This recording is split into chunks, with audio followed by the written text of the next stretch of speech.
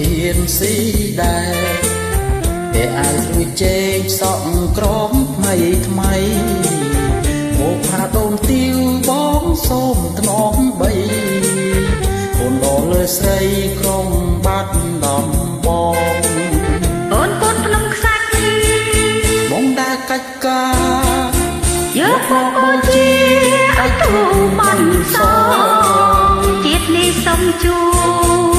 តែស្រស់ល្អព្រះអើយជួយផងកុំមើលបងណាស់ចិត្តបងជាប់ស្នេហ៍តែបោផាមួយទ្រូងអូនធ្លាប់ព្រួយរាប់ខារាប់ឆ្នាំសំកាន់ពីមអាយជួយកុំចំណាំ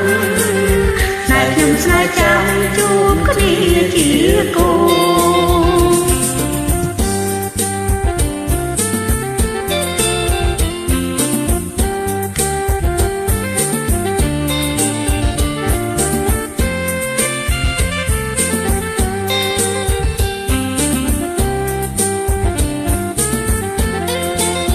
អំបុកស្រូវថ្មីស្រីសំរាំងទុក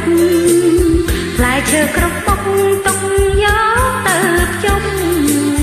បងចាំជួបអូនណាវត្តអាយភ្នំកន្លែងជួបជុំក្រោមដើមពោធិ៍ជ្រៃអូនជាអ្នកមានស្លៀកធានស៊ីដែរតែអាចរួចជែកសក់ក្រមថ្មីថ្មីមកផាដូនទាវបងសូមថ្នមបីអូនអលើស្រីក្រុងបាត់ដំបងអូនភ្នំខ្សាច់បងដែលកាច់ការយកមកបូជាឲ្យទូបានសងជាតិនេះសុំជួតែស្រស់ល្អ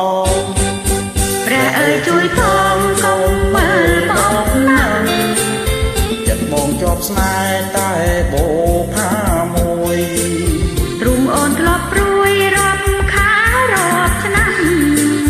សង្កាត់ពីមអាយជួយកុំចំណាំស្នេហ៍ខ្ញុំស្នេហ៍ចាំជួបគ្នាជាគូ